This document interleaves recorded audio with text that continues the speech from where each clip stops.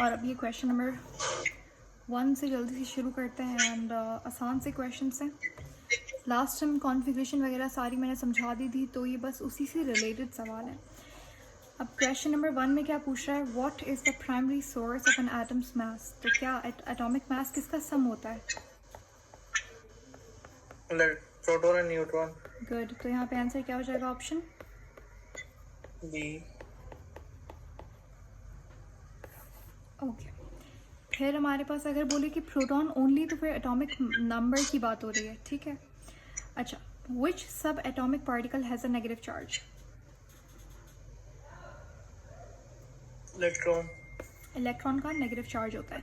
The atomic number of an element is determined, वही same question जो अभी मैंने बताया कि एटॉमिक नंबर किसका सम होता है, सम ऑफ प्रोटॉन्स या फिर नंबर ऑफ प्रोटॉन्स आप कह सकते हैं। Isotopes of an element have the same number of isotopes. जैसे फॉर एग्जाम्पल अगर मैं कार्बन की बात करूँ तो कौन सी चीज़ सेम होती है? Atomic number. एटॉमिक नंबर आप सब में देखें तो सेम है, एटॉमिक मास हमारे पास चेंज है। तो एटॉमिक नंबर किसका सम है, यानी कि नंबर ऑफ प्रोटॉन्स को एटॉमिक नंबर कहते हैं। तो यहाँ पर हमारे पास प्रोटॉन जो है वो क्या है, सेम नंबर ऑफ प्रोटॉन है, बट डिफरेंट क्या है, न्यूट्रॉन है, ठीक है। न्यूट्रॉन के साथ चाहिए, मतलब न्यूट्रॉन तो यहाँ पे है अच्छा, नहीं। न्यूट्रॉन यहाँ पे है ही नहीं। अब देखें, हम लोग कहते हैं कि आइसोटोप्स के अंदर एटॉमिक नंबर सेम है, यानी कि नंबर ऑफ प्रोटॉन्स सेम है, एक ही बात है। Yes ma'am. और एटॉमिक मास सब में चेंज है, ये देखें 13 है, 14 है, 12 है, ठीक है। एटॉमिक मास चेंज है, डिफरेंट है। अब चेंज नहीं, डिफरेंट। एटॉमिक मास किसका सम है, सम ऑफ प्रोटॉन और न्यूट्रॉन। अब प्रोटॉन आपने अभी बोला सेम है, तो बाकी पीछे क्या बचा, जो कि डिफरेंट है, उसकी वजह से एटॉमिक मास डिफरेंट है।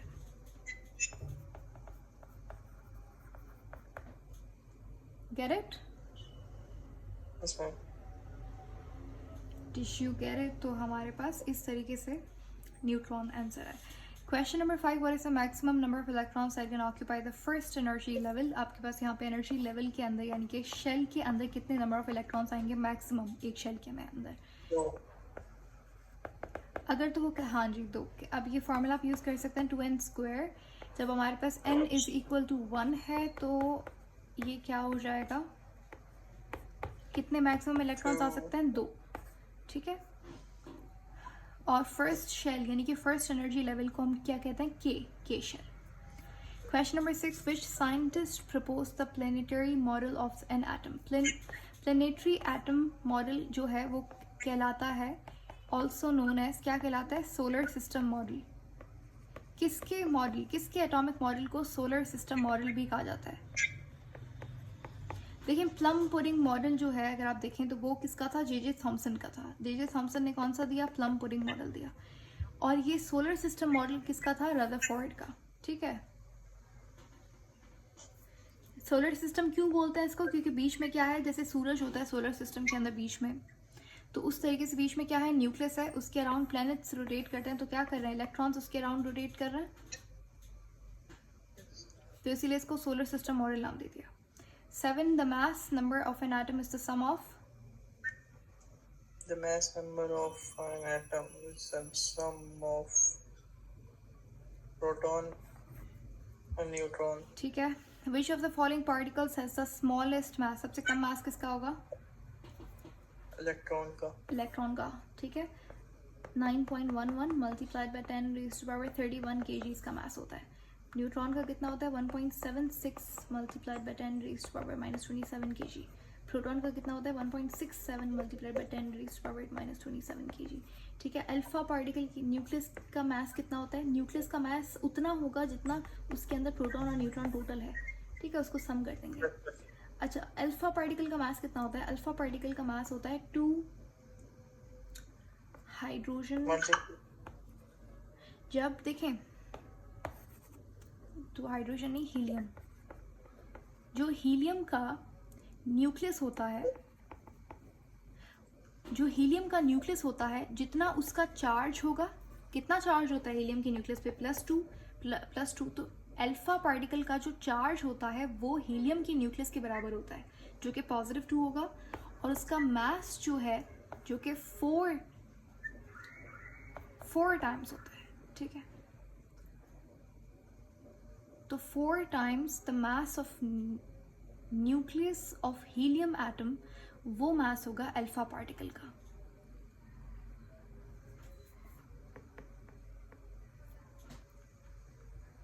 Yes ma'am. सही है। 4 Yes. के अंदर हमारे पास 2 प्रोटॉन और 2 न्यूट्रॉन आ रहे हैं। तो ये अल्फा पार्टिकल का जो हीलियम न्यूक्लियस होगा वो बेसिकली अल्फा पार्टिकल को आप इससे कंपेयर करते हो, क्योंकि इनका मास और चार्ज सेम होता है।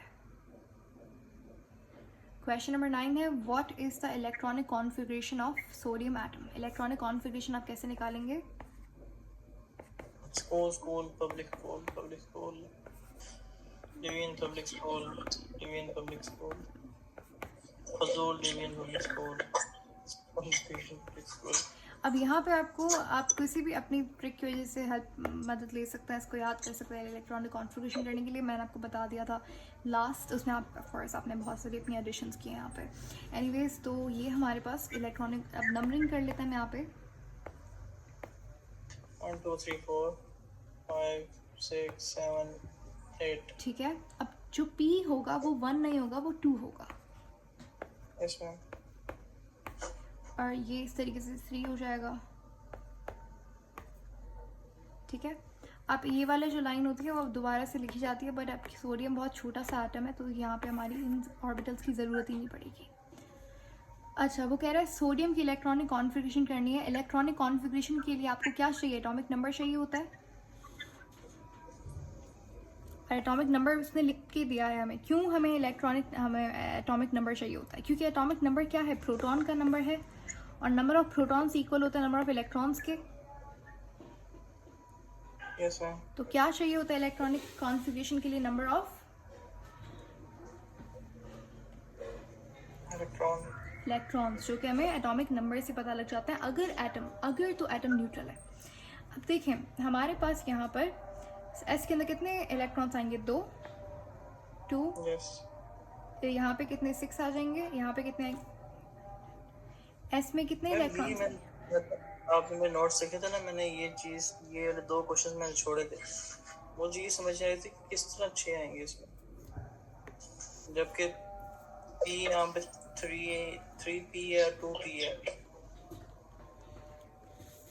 देखें, इसका पर्टिकुलर फॉर्मूला होता है, और यहाँ पे हमारे पास देखें, ये हमारे पास शेल्स हैं। शेल्स के अंदर ऑर्बिटल्स होते हैं, तो S शेल के अंदर एक ही ऑर्बिटल है। मैंने आपको चीज़ बताई थी, ये सारी बातें मैंने रिपीट करी हुई है। एक ये क्या है? ये शेल्स हैं। और इन शेल्स के ये क्या है? ये सब शेल्स हैं, SPDF, ठीक है। इनके अंदर ऑर्बिटल्स होता है। अब एक चीज़ आपने याद रखनी है, इसको मैं यहाँ पे हाईलाइट कर देती हूँ। एक ऑर्बिटल में 2 इलेक्ट्रॉन होंगे। एक ऑर्बिटल में मैक्सिमम 2 इलेक्ट्रॉन होंगे। अब S के अंदर एक ही ऑर्बिटल है, तो उसके अंदर कितने इलेक्ट्रॉन्स? 2 इलेक्ट्रॉन्स आएंगे। P के अंदर बताया था मैंने 3 ऑर्बिटल्स होते हैं। कौन कौन से? PX, PY, PZ।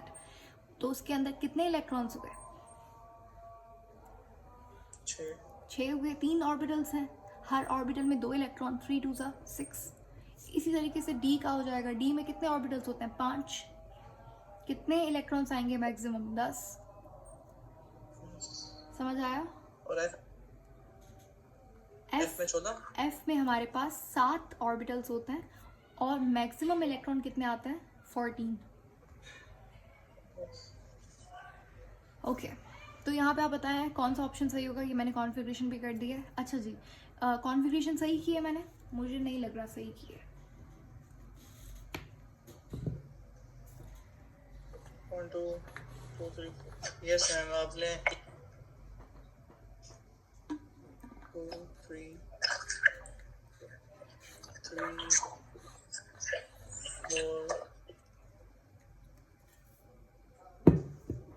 ठीक तो है मैम, क्या चेंज है इसमें? इलेक्ट्रॉन कितना है? इलेक्ट्रॉन 2 है। इलेक्ट्रॉन टोटल सोडियम में इलेक्ट्रॉन है कितने? एटॉमिक नंबर क्या है? 11 कितने इलेक्ट्रॉन्स मैंने फिल किए यहाँ पे?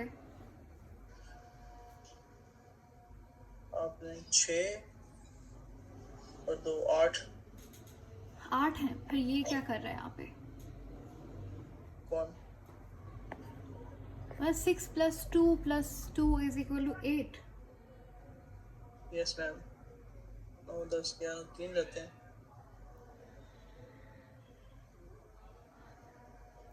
मैम हम डायरेक्ट डी के पे नहीं जा सकते पहले? नहीं, बिल्कुल भी नहीं, यही फॉर ऑर्डर फॉलो करेंगे, लेकिन आप मुझे मैथ सही करके दें पहले तो। 6 + 2 इज 8।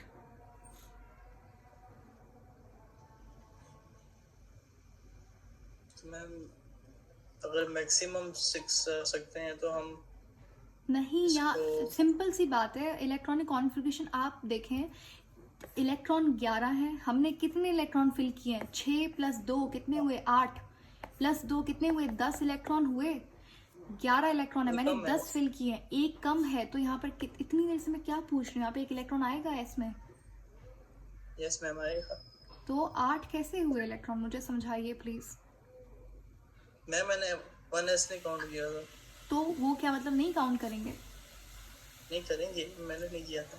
हाँ, तो करना पड़ेगा, ठीक है। Next time be careful. इतना कोई मुश्किल भी नहीं है ये, ठीक है। सोडियम का इन्होंने दिया है, बहुत आसान सा एग्जाम्पल है। कभी कभी वो आपको पता है क्या करेगा, वो आपको सोडियम पॉजिटिव दे देगा, ठीक है। अगर यही नहीं हो रहा तो वो वाला, तो फिर ये वाले क्वेश्चंस और थोड़े से ट्रिकी होंगे। अब जैसे सोडियम पॉजिटिव है, इसका मतलब क्या है? इसका मतलब ये है एक इलेक्ट्रॉन उसने निकाल दिया, सोडियम पॉजिटिव, ठीक है।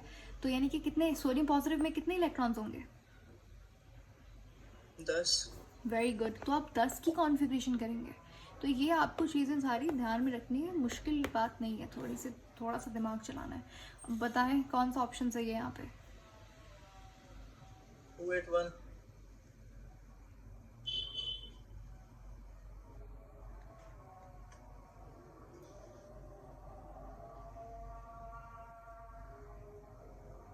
ओके।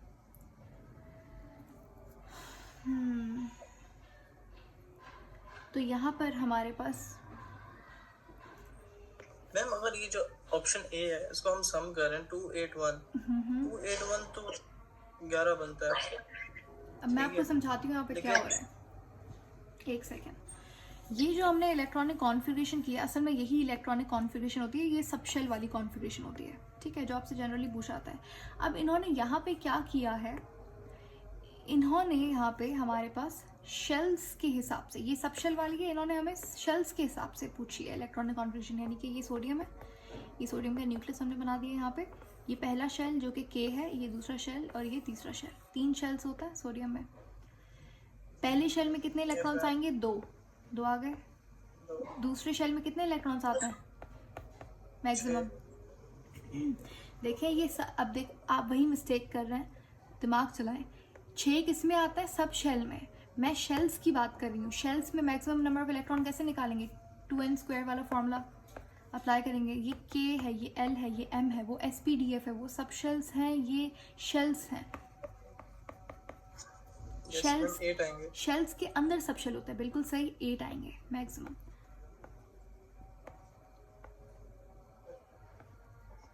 8 आ गए। बाकी कितना इलेक्ट्रॉन? एक इलेक्ट्रॉन बचा, ये चला जाएगा थर्ड शेल में। कितनी हो, क्या कॉन्फ़िगरेशन होगी शेल वाली? 281 हो गई। ये अनस्टेबल है ना? ये हाईली अनस्टेबल है।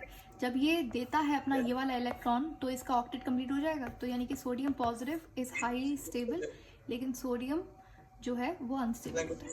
सही है। Question number 10, which quantum number describes the shape of an orbital?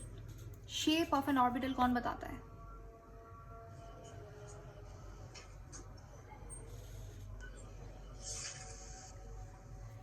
B option. Very good, azimuthal quantum number. Good, ठीक है। प्रिंसिपल क्या बताता है हमें? शेल के बारे में बताता है, शेल का एनर्जी लेवल, सॉरी, शेल की इंफॉर्मेशन देता है। सही है। यानी कि शेल की एनर्जी क्या है, शेल का रेडियस वगैरह, शेल के अंदर कितने मैक्सिमम इलेक्ट्रॉन्स आ सकते हैं। एजीमुथल क्वांटम नंबर हमें सब शेल की इंफॉर्मेशन देता है, और ये हमें ऑर्बिटल की शेप भी बताता है, ठीक है। जैसे एस है, उसकी शेप स्फेरिकल है। पी की डंबल है। डी की क्या है? क्लोवर लीव या फिर डबल डंबल है। एफ की कॉम्प्लेक्स है, ये भी रिवाइज करवा दिया। 4 शेप्स होती हैं, ठीक है। क्या होती हैं लिख देते हैं यहाँ पे। ये S है, ये P है, ये D है और ये F है।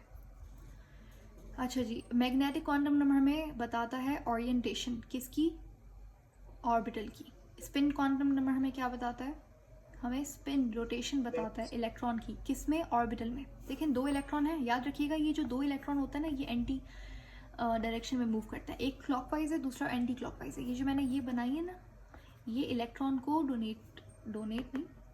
डिनोट करने के लिए इस्तेमाल हुई है, ठीक है। तो ये ऑपोजिट डायरेक्शन में मूव करेंगे तो ये ऑपोजिट ही होनी चाहिए। ये स्पिन क्वांटम नंबर हमें इसकी स्पिन बता रहा होता है। With that, let's move to question number 11. An atom with 6 electron and 8 neutron has an atomic number. क्या atomic number होगा? Atomic number पूछा है आपने, मुझे गलत जवाब नहीं देना। Just think before you speak. Proton और न्यूट्रॉन का जो Again, think before you. Okay, ठीक है। Mass number पूछा है इन्होंने। I thought atomic number पूछा है। बिल्कुल सही। क्या आंसर क्या होगा? the sum of proton and neutron. Yeah, what would be the answer? 8, 6, 14. 14. Good. ठीक है। अच्छा, मैं यहाँ पे कहूँ कि एटॉमिक नंबर बताएं क्या होगा। Atomic number 6 ma'am. ठीक है। Which of the following elements has the same number of protons and neutrons? Carbon 12। इनमें हमारे पास किस में प्रोटॉन और न्यूट्रॉन का नंबर सेम होगा? Which is what? Carbon 12। Carbon 12। Carbon के अंदर हमारे पास कितने होते हैं? देखें कार्बन का एटॉमिक नंबर क्या है? 6। तो 12 माइनस 6 एटॉमिक नंबर इसका 6 है, यानी कि 6 इसके पास प्रोटॉन है। 12 में से 6 माइनस कर देंगे, नंबर ऑफ न्यूट्रॉन फाइंड करने के लिए 6 न्यूट्रॉन आ जाएंगे। Which is again carbon is the right option, which is ठीक है। तो ये हमारे पास सही जवाब हो जाएगा। It's the right option. Good. The Bohr model of an atom introduced the concept of. Bohr ने किस चीज़ का कॉन्सेप्ट इंट्रोड्यूस किया था? इसने क्वांटिटाइज्ड एनर्जी लेवल। इसने कहा था कि हमारे पास जो इलेक्ट्रॉन मूव कर रहे हैं न्यूक्लियस के, बिल्कुल सही, न्यूक्लियस के अराउंड वो एनर्जी कंटिन्यूसली रिलीज करता है। ये बात की थी हमारे पास किसने? रदरफोर्ड ने। इस बात को रेक्टिफाई किया था किस? सॉरी, इसमें एनर्जी इंक्रीजिंग मैनर था ना? वो अफपा प्रिंसिपल बता रहा था कि एनर्जी जब इंक्रीजिंग इलेक्ट्रॉन्स का फिल करेंगे on the basis of increasing energy level, ठीक है, वो एक अलग बात थी। अफपा प्रिंसिपल था वो इलेक्ट्रॉन को आप किस तरीके से फिल करते हैं ऑर्बिटल्स के अंदर, उसका एक रूल है। यहाँ पे ये हमारे पास एक एटॉमिक मॉडल है कि इलेक्ट्रॉन प्रोटॉन न्यूट्रॉन किस तरीके से आपस में इंटरेक्ट कर रहे होते हैं, एटम का स्ट्रक्चर क्या है। तो बोहर साहब ने हमारे पास एटॉमिक मॉडल दिया था। इनका जो मॉडल था, उन्होंने रदरफोर्ड की एक बहुत बड़ी ड्रॉबैक को कवर किया। रदरफोर्ड ने कहा कि भाई ये न्यूक्लियस है, ये इलेक्ट्रॉन है। इलेक्ट्रॉन साहब जब न्यूक्लियस के अराउंड घूमते हैं तो ये कंटिन्यूसली एनर्जी को इमिट करते हैं। एक टाइम पे एनर्जी ख़त्म हो जाती है, ये इवेंचुअली फॉल करते हैं न्यूक्लियस के अंदर। आगे जाके ये बात गलत प्रूफ हो गई। बोहर ने इस बात को सही किया। उन्होंने कहा भाई ऐसा नहीं होता, ये जो इलेक्ट्रॉन है ना, अब ऐसा नहीं होता तो क्यों नहीं होता। बोहर ने एक्सप्लेनेशन दी कि भाई जो इलेक्ट्रॉन है जब वो मूव कर रहा है अराउंड द न्यूक्लियस, तो it is not continuously losing energy, वो एक डिसकंटिन्यूस मैनर के अंदर एनर्जी रिलीज कर रहा होता है। एनर्जी रिलीज कब होती है? सिर्फ और सिर्फ कब होती है? जब इलेक्ट्रॉन मूव करता है हायर लेवल की तरफ, from lower energy level to higher energy level, तब ही इलेक्ट्रॉन एनर्जी को एब्जॉर्ब करता है, फिर दोबारा से अपने घर वापस आता है। तो एनर्जी को वो एनर्जी जो उसने एब्जॉर्ब की थी उसको ये इमिट कर देता है। कितनी इंटरेस्टिंग बात है। तो ये बोहर ने कहा था। तो ये क्या हो गई? क्वांटाइज्ड एनर्जी का जो मॉडल है वो बोहर ने कहा था। Is that clear? Yes ma'am. 14. What is the charge of an atom with 17 protons and 18 electrons? अच्छे से मुझे बताइएगा क्वेश्चन को समझ के, क्या चार्ज होगा इस पे?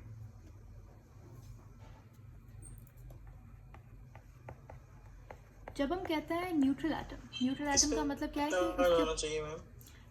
समझे, आसान सा क्वेश्चन है वैसे तो। न्यूट्रल एटम जब हम कहते हैं, न्यूट्रल एटम का मतलब क्या होता है, जिसके ऊपर कोई चार्ज ना हो, उसके अंदर प्रोटॉन और इलेक्ट्रॉन का नंबर सेम होगा। सेम है तभी तो वो न्यूट्रल है, यानी कि जितना पॉजिटिव चार्ज है उतना नेगेटिव चार्ज है, पॉजिटिव नेगेटिव दोनों कैंसिल करके चार्ज क्या हो जाएगा, जीरो हो जाएगा ओवरऑल। लेकिन अगर तो एटम के ऊपर चार्ज आ जाता है, Yes, ma'am. यानी कि अगर ये सोडियम पॉजिटिव बन गया, यानी कि एक इलेक्ट्रॉन उसने दे दिया, तो भी तभी उसके पास पॉजिटिव चार्ज आया ना। अगर उसने इलेक्ट्रॉन को ले लिया, यानी कि इलेक्ट्रॉन को उसने ले लिया, तो क्या इसके ऊपर नेगेटिव चार्ज आ जाएगा। सही है, जैसे फ्लोरीन इलेक्ट्रॉन को लेता है अपना ऑक्टेट कंप्लीट करने के लिए, उसके ऊपर नेगेटिव चार्ज आ गया, ठीक है। तो अब इसका प्रोटॉन नंबर और इलेक्ट्रॉन नंबर सेम नहीं है, क्योंकि इलेक्ट्रॉन एक बढ़ गया। यहाँ पे भी सेम नहीं है, क्योंकि इलेक्ट्रॉन एक कम हो गया। समझ आई बात। अब यहाँ पे 17 प्रोटॉन, अब देखें इस ये कोई भी एटम है, एक्स एटम, इसमें 17 ओरिजिनल फॉर्म में, न्यूट्रल फॉर्म में इस एटम के 17 प्रोटॉन थे, 17 इलेक्ट्रॉन थे। एक इलेक्ट्रॉन जरूर इसने लिया है बाहर से चोरी करके, तभी इसके पास 18 इलेक्ट्रॉन्स हो गए, ठीक है। वी डोंट नो उसने कैसे लिया, बट चलें समझ लेते कि उसने किसी से रिक्वेस्ट करके ले लिया, which is more nice, which is better. तो अब इसके पास 18 इलेक्ट्रॉन्स हो गए, तो जाहिर सी बात है इसने इलेक्ट्रॉन को लिया, और जब इलेक्ट्रॉन को लेते हैं, गेन करते हैं, एक्सेप्ट करते हैं, कौन सा चार्ज आता है, पॉजिटिव नेगेटिव।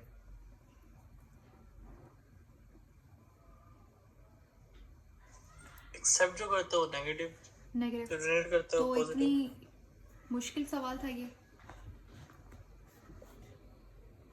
मुश्किल था ये बिल्कुल भी नहीं, ठीक है। कॉन्सेप्ट था थोड़ा सा, बस बहुत ही आसान सा क्वेश्चन था, ठीक है। इसको आप सॉल्व कैसे करेंगे, अगर ऐसा सवाल आ जाए तो आपको थोड़ा बेस पता होनी चाहिए, उसको थोड़ा ग्राउंड बनाए क्वेश्चन को, फिर डायसेक्ट करके आप जवाब निकालें, ठीक है। बिल्कुल भी ये नहीं सोचना पहले कि ये तो मुश्किल है, सही है। 15 हमारे पास है, which of the following orbitals can hold a maximum of 10 electrons. कौन सा 10 इलेक्ट्रॉन, कौन सा हो। एस में कितने, 2 इलेक्ट्रॉन आते हैं मैक्सिमम। पी में कितने आते हैं, 6। 10 किस में आता है, डी में ma'am. Good. The upper principle अभी पता है, अपर प्रिंसिपल क्या कहता है, इलेक्ट्रॉन्स फिल होंगे ऑर्बिटल्स में from option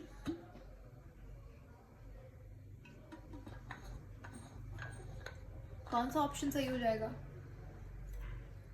lower to higher.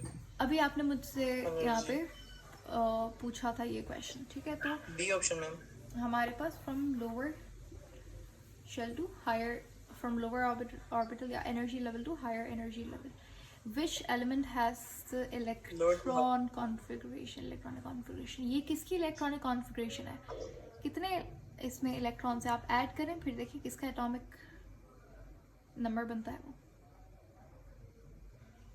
कैसे पता लगाएंगे किसकी इलेक्ट्रॉनिक कॉन्फ़िगरेशन, मैंने बताया है पहले। आप क्वेश्चन लिखा हुआ है आपके सामने, आप खुद इसे सॉल्व करने की कोशिश करें।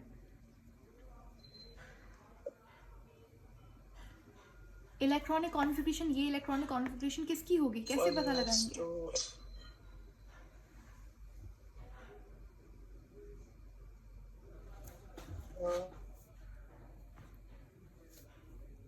समझ आ रहा है कैसे करेंगे। मैं वो जो ऊपर स्क्वायर है उसको ऐड कर देंगे 6। ये स्क्वायर नहीं है, पहली बात तो ये हमारे पास नंबर ऑफ इलेक्ट्रॉन है। आप कर बिल्कुल सही रहे हैं, बिल्कुल ओके, ट्राई। Yes ma'am. वही मैम, नहीं ऐसे ही होगा, ठीक है। ये नंबर ऑफ इलेक्ट्रॉन है, नंबर ऑफ इलेक्ट्रॉन को ऐड करें। 17 एटॉमिक नंबर किसका, 17 मैम। ठीक है 17 आ गया, यानी कि 17 इलेक्ट्रॉन्स होंगे। 17 एटॉमिक नंबर किसका होता है, क्लोरीन का होता है। 17 एटॉमिक नंबर होता है, 35.5 एटॉमिक मास होता है। तो ये क्लोरीन का ma'am. Yes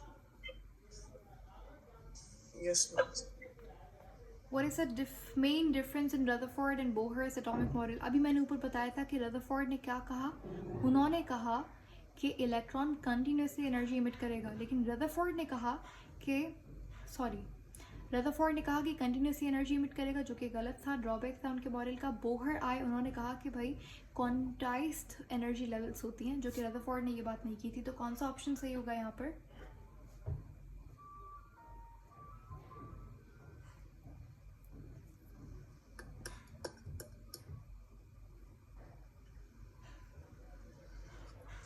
Bohr introduced the quantized energy level. Good, ठीक है। Rutherford did not. Yes. Okay, which subatomic particle was discovered by James Chadwick in 1932?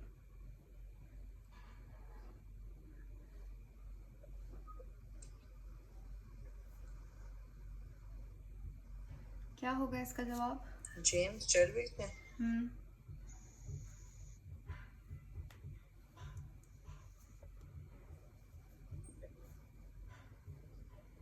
James Chadwick ने मेरे ख्याल से प्रोटॉन किया था। प्रोटॉन इसने किया था, फिर गोल्डस्टीन ने क्या किया था? Neutron electron. हाँ, इलेक्ट्रॉन। न्यूट्रॉन किया था। हाँ, इलेक्ट्रॉन किसने किया था फिर?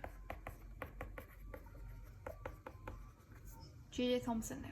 गोल्डस्टीन ने प्रोटॉन किया था। गोल्डस्टीन ने प्रोटॉन किया था, जे थॉमसन ने इलेक्ट्रॉन किया था, जेम्स चैडविक ने न्यूट्रॉन किया था।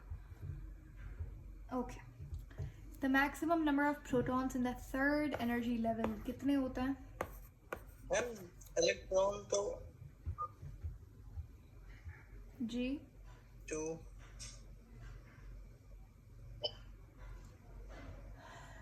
जी जल्दी पूछे। Electron what? 2 ma'am. Electron. Ma'am मैं पूछ रहा था कि इलेक्ट्रॉन डिस्कवर गोल्डस्टीन ने किया था, कि नाम रदरफोर्ड ने लिखा था। नहीं, इलेक्ट्रॉन क्यों बोल रहा है? प्रोटॉन बोले। प्रोटॉन गोल्डस्टीन ने डिस्कवर किया था। हाँ, उसका जो प्रॉपर्टीज, उसका नाम रदरफोर्ड, ठीक है। इलेक्ट्रॉन जे थॉमसन ने डिस्कवर किया था। ठीक है, अब क्वेश्चन नंबर 20 का जल्दी से आंसर बताएं।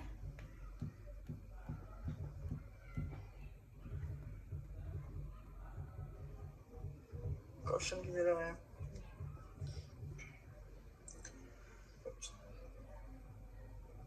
क्वेश्चन नीचे है।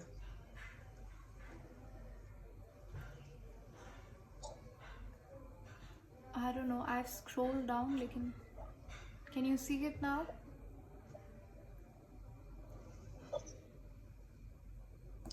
नो मैम नीचे है। जैसे क्वेश्चन नंबर 21 नजर आ रहा है।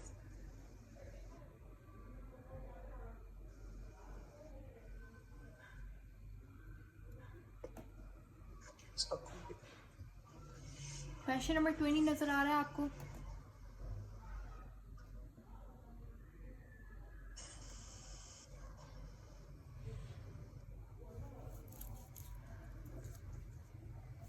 Which of the following statement about electron is true? They are located in the nucleus. They ये have वाला a नहीं, positive इससे ऊपर charge. वाला, the maximum number of electron in the third energy level. They orbit the nucleus with the fixed energy level. They have the same mass as good.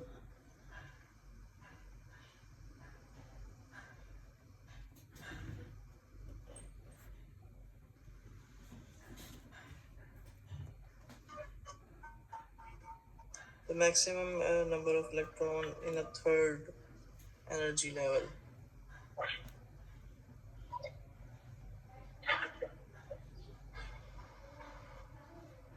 क्या होगा? 10. 10 होगा।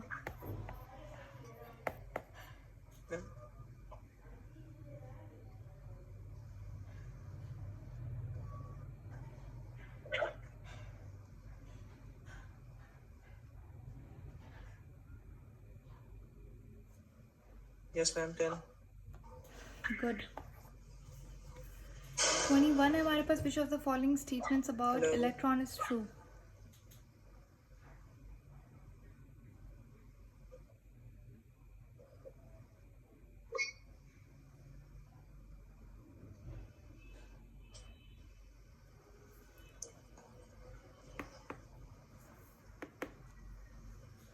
Okay. Can you hear me now?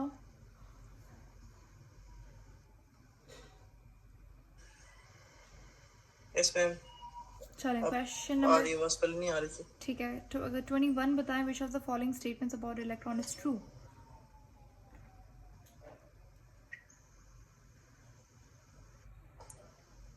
They determine the mass number.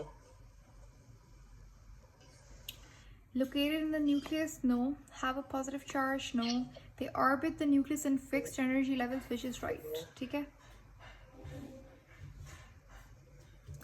Determine mass number. Mass number of electrons से पता लगता है या number of protons से? Protons से. ठीक है. An ion of magnesium has atomic number Magnesium. 12. Has how many electrons? कितने electrons होंगे इसके पास? 12. अभी भी एग्जाम्पल दिया था, वहीं फंस गए. ये देखें, +2 चार्ज है इसके पास. 20 प्लस 2 एच वाले से दे दिए हैं, 2 दे दिए हैं. 10 मैम. 10. ठीक है. तो जल्दी से आंसर नहीं करना, थोड़ा सा सोच के फिर जवाब देना है. Which scientist discovered electron? कौन से साइंटिस्ट ने डिस्कवर किया था इलेक्ट्रॉन को? Cathode ray tube, discharge tube use करके. J Thomson. What is the atomic number of an element with 20 neutrons and a mass number of 40? 40 उसका क्या है? उसका mass number है, यानी कि उसके पास प्रोटॉन. उसका जो 40 प्रोटॉन. नहीं, 40 प्रोटॉन्स कैसे हुए? प्रोटॉन और न्यूट्रॉन का सम हुआ ना, मास नंबर, एटॉमिक मास दिया हुआ है इन्होंने. और तो ma'am atomic mass of proton and neutron. हाँ तो न्यूट्रॉन लगता है जो दिए हुए 20 ने. हाँ, 20 दिए हुए. वो पूछ क्या रहा है? वो पूछ रहा है प्रोटॉन कितने होंगे. तो प्रोटॉन कितने होंगे?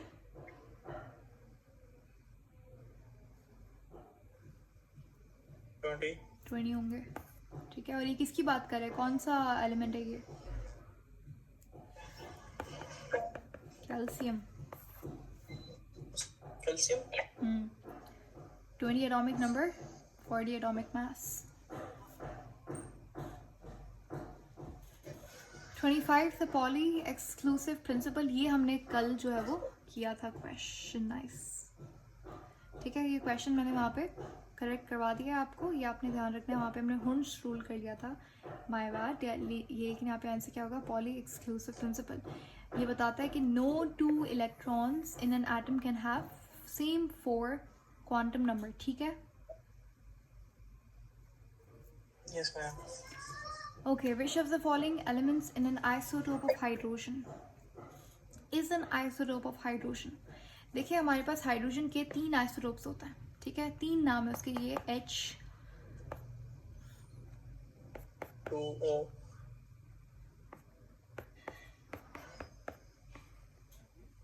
सही है. H1 H2 H3. तो हमारे पास ये वाला जो है, इसका नाम है प्रोटियम, ड्यूट्रियम, ड्यूटेरियम या फिर ड्यूट्रियम. ये हमारे पास ट्राइटियम. तो ये 3 आइसोटोप्स हैं. आंसर क्या हो गया? ड्यूट्रियम. ये हमारे पास क्या है? ये आइसोटोप है हाइड्रोजन का. ये तीनों ही आइसोटोप्स होते हैं हाइड्रोजन के. सही है. Yes ma'am. What is the total number of electrons in a neutral atom of oxygen? Neutral atom है ऑक्सीजन में, एटॉमिक नंबर 8 है. तो इलेक्ट्रॉन कितने होंगे? 8. Which orbital is filled first according to Hund's rule? Hund's rule के according हमारे पास पहला जो ऑर्बिटल फिल होगा वो कौन सा होगा? लोअर एनर्जी वाला. यहाँ पे आप इसकी हेल्प ले सकते हैं. देखें, यस मैम. आप मुझे बताएं क्या यहाँ पर सही जवाब होगा.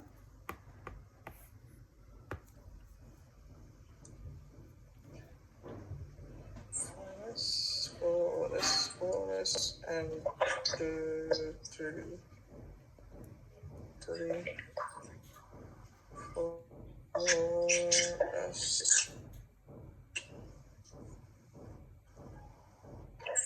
Ma'am A option. वो कह रहा है कि first filled first according to rule. देखते हैं। 4s पहले फिल किया जाता है 3d से। 4s पहले फिल किया जाता है 3d से। 3d से बिल्कुल सही बात है। फिर कह रहा है 3d पहले फिल किया जाता है 4, नहीं गलत हो गया। बाकी आई थिंक पहला ही सही है तो ये वाला सही होगा। बाकी आप फॉर कंफर्मेशन आप दूसरे ऑप्शंस चेक कर सकते हैं। 29 है, what is the primary limitation to Rutherford model of an atom. Rutherford का ड्रॉबैक सबसे बड़ा क्या था अभी बताया मैंने। उसने कहा, उन्होंने कहा कि हमारे पास जो इलेक्ट्रॉन है जो इलेक्ट्रॉन एग्जैक्टली और वो स्पाइरल मूवमेंट करके चला जाता है न्यूक्लियस के अंदर। उनको खुद को रीज़न नहीं, उन्होंने एक्सप्लेन नहीं किया इस बात को, ठीक है, एक सॉलिड रीज़न नहीं बताया इस बात के पीछे। तो यहाँ पर हमारे पास वो एक्सप्लेन नहीं कर पाए थे कि why electrons did not spiral into nucleus, ठीक है। उन्होंने पहले कहा कि इलेक्ट्रॉन एनर्जी इमिट करता है और स्पाइरल मूवमेंट करके न्यूक्लियस के अंदर चला जाता है। लेकिन फिर उसके बाद हमारे पास जब एक्सपेरिमेंट्स हुए स्पेक्ट्रम के ऊपर तो पता लगा कि ये बात तो सही नहीं है। फिर रदरफोर्ड से जब क्वेश्चन किया कि आपने जो बात की थी वो तो प्रूव नहीं हो रही, तो फिर उनके पास जवाब नहीं था कि ऐसा क्यों नहीं हो रहा। तो ऑप्शन बी यहाँ पर बिल्कुल सही है, ठीक है, कि वो बात को एक्सप्लेन नहीं कर पाए थे कि why electrons did not, nucleus के अंदर क्यों नहीं फॉल कर रहा। उन्होंने तो कहा था फॉल करना चाहिए लेकिन नहीं फॉल कर रहा था, वो इस बात को एक्सप्लेन नहीं कर पाए। Which of the following statements about atomic structure is true. Atomic structure के हवाले से क्या स्टेटमेंट यहाँ पर सही है। प्रोटॉन और न्यूट्रॉन न्यूक्लियस में होता है, no. Neutrons have a negative charge, no they are neutral. Electrons occupy energy level around the nucleus, सही है। The atomic number, no. Isotopes are different, नहीं। तो क्या होगा सही जवाब। C option.